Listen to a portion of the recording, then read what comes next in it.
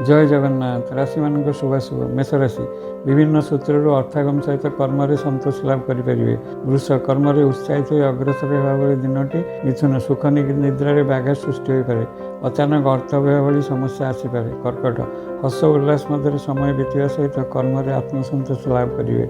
सिंह दिनटी शुभ रही उन्नतिर पाहाच चढ़ार सक्षम हे। कन्या दैनंदिन कर्म अग्रसर आनंदित होगा दिनटी। शुभ संवाद पर उत्साहित हे।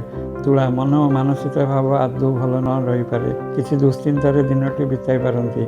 बिछा दिनटी आदौ चिंतामुक्त नुहे, सावधान रहा उचित। धनु रोग ऋण शत्रु प्रादुर्भाव टिके मुक्त हो शांति दिनटी बीती पारे।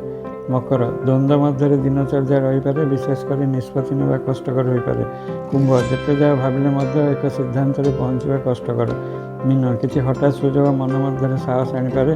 बाधा विघ्न आणुवा राशि मैंने ओम गंग गणपत नमः मंत्र को जप